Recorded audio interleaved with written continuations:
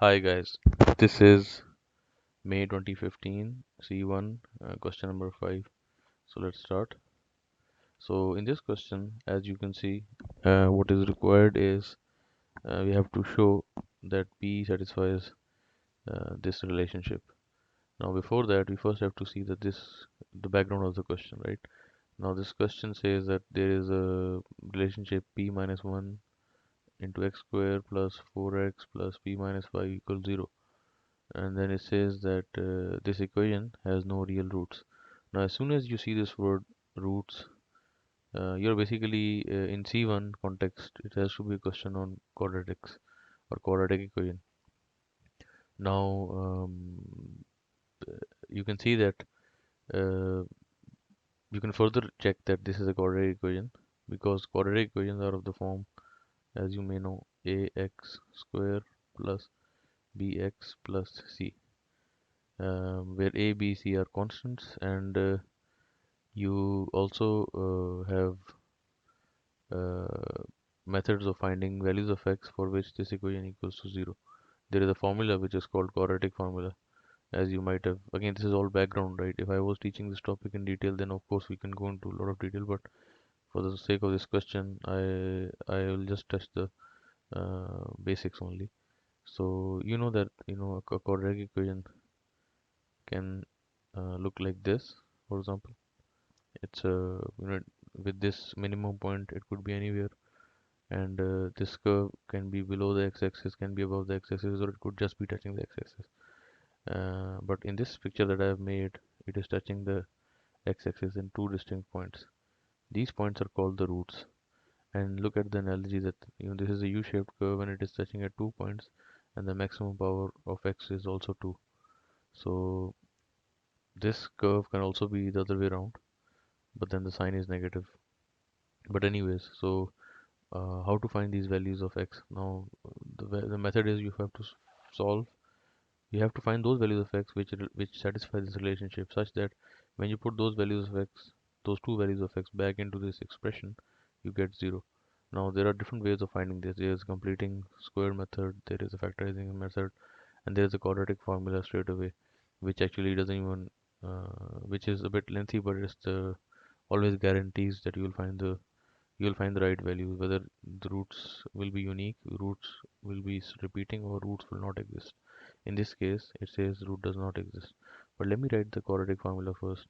So quadratic formula says that when you have a quadratic equation and you have to find the two values of x, it says those values of x are minus b plus minus square root b squared minus 4ac over 2a. Now where a, b, and c are these values. In other words, if this was a straightforward, if there was no p, it was just numbers, let's say 2x squared plus 4x plus 3, for example, then a, b, c would be, a would be 2, b would be 4, and c would be the constant. And you put them here in this formula, and you put them here in the formula, and you will get two values. You see this plus or minus? This means that one value would be minus b minus square root b squared minus 4ac over 2a. The other value would be minus b plus. So that's why there's a plus or minus. There are two possibilities. But interestingly, right, just to cut the story short, this b square minus 4ac is very important when it comes to the nature of the roots. Remember that the nature could be three. There could be three natures. There could be two distinct or different roots of a quadratic equation. There could be two repeating or same roots, or the third possibility is no real roots.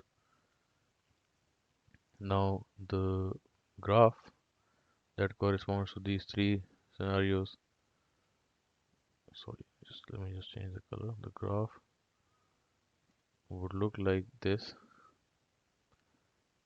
For the first case,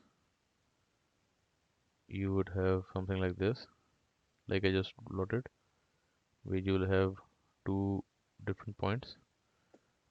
For the second case, where you have uh, two repeating roots or same roots, you would, for example, have something like this, where you just touch the x-axis at one point. So you will say that you will repeat. So if this is x equals to 1, so then you will say 1 and 1. So there are two times.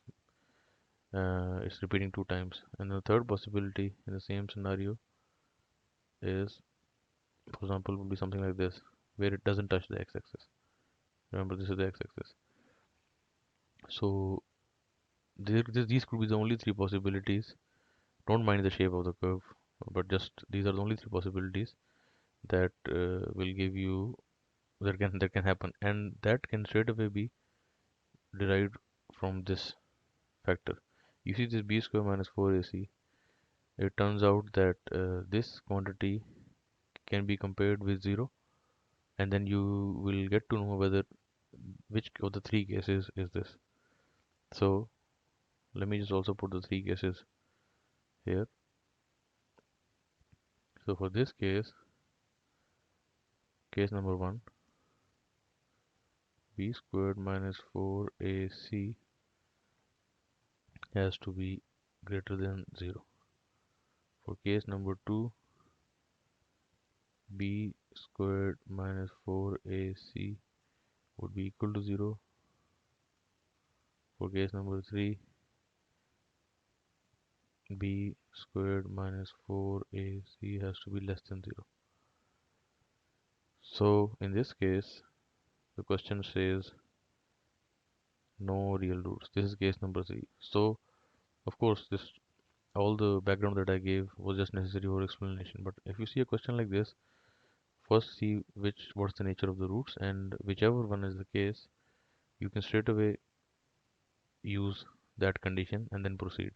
Now in this case, it says no real roots, right? So I will take case number 3, and I'll pick my a, b, and c from the equation, and then I'll try and see where I come to, and I should come to this point. So let's try and do that. Now in this case, let's identify our a, b, and c. So a is the coefficient of x squared, which is p minus 1. B is the coefficient of x, which is 4. And c is the coefficient, which is the constant, so which is p minus 5. Now I have identified that it is case number 3. So let's just put that equation. So b squared. So I'm saying that for this polynomial, this has to be true. It has to be less than 0. So let's just put, so what is b? B is 4. So 4 squared minus 4 times, what is a? P minus 1. What is c? It is p minus 5. And I'm saying it should be less than 0. Let's try and simplify this. This is 16 minus 4. Now I can open up this brackets. I'll use square brackets. So this p into this p is p squared. This p into this minus 1 is minus p. Then this minus 5 into p is minus 5p. This minus 5 into minus 1 is plus 5. So let's continue further. So I have 16 minus 4 times, simplifying this, I know p square is on its own. Minus p and minus 5p become minus 6p plus 5 less than 0. Then let's bring the 4 inside. I have 16 minus 4 p squared plus, remember that I'm bringing the minus 4 inside, plus 6 4s are 24 p minus 5 4s are 20 less than 0. So then this 16 and this minus 20 can solve. So I'm left with minus 4 p squared plus 24 p minus 20 and plus 16 is minus 4 less than 0. And all these are going into the table of 4, because 4, 24 and 4 are multiples of 4, so I can just divide everything by 4. So I'll get minus p squared plus 6p minus 1 less than 0. And in order to make p square positive, I can multiply everything by minus 1. But remember, it's very important, you have an inequality. When you try and change the sign, or you multiply by a negative sign, or on one side, your inequality has to change sign as well. So in other words, after multiplication, I should have p squared. So minus 1 into minus p is plus. Then minus 1 into plus is minus. Basically, I mean, I'm multiplying with minus 1, so you could see minus into minus is plus, and then this has to change sign because I'm multiplying with negative. So you see, I've got what was required. So remember, what was the condition? That the roots were not real. Therefore, I picked the condition number 3. Then I chose my a, b, and c from the equation. I put them, simplified them, came to the conclusion that this equation indeed is true. Now let's continue with the next part, and I'm gonna clean this blackboard up a bit. Right. So for part 2, it says hence find the set of possible values of p, which means we have to solve this inequality because we just proved it.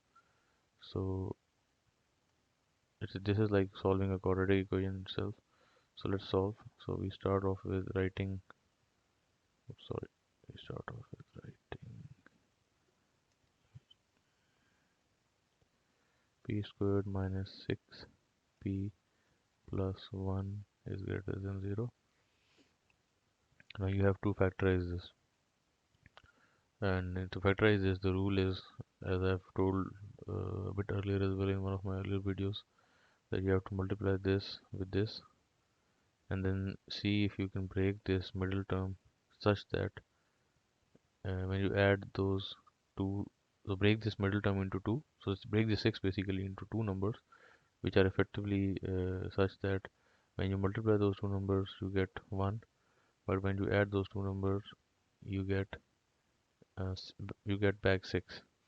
Now you can see that it's a bit uh, it may be straightforward at times, but it may not be straightforward at times. Which sometimes takes a bit of head or trial, or you can straight away go with the quadratic formula. It's up to you. I'm gonna I think I will go for the quadratic formula because for the sake of this video, in order to save time, if it's not straightforward, then it's better to just go and use the safer option. So assuming that this is like a variable, so the quadratic formula would be p is equal to plus minus, I'm sorry, it is minus b plus or minus square root b squared minus 4ac over 2a. Now ABC, we have to identify. A is the coefficient of p squared, so in this case it is 1, and b is the coefficient of p, so it is minus 6, and c is the coefficient of, I mean it's the constant, so it is 1. So let's put that in this equation. So we get p is equal to minus 6, so minus b plus or minus under root minus 6 squared minus 4 times a is 1, c is 1 over 2 times a is 1. So minus minus is plus, so 6 plus or minus 6 squared is 36 minus 4 square root divided by 2. This itself is 6 plus or minus 36 minus 4 is 32, and square root of 32, I'll write square root of 32 for the time being, divided by 2, and 32 can be written as 16 times 2, so let's 16 plus minus root 16 times 2 over 2, and this can be split because there are two numbers under the root. You can split the root, so it's root 16 multiplied by root 2 over 2. Now this root 16 is 4, so I'll have 6 plus or minus 4 under root 2 over 2.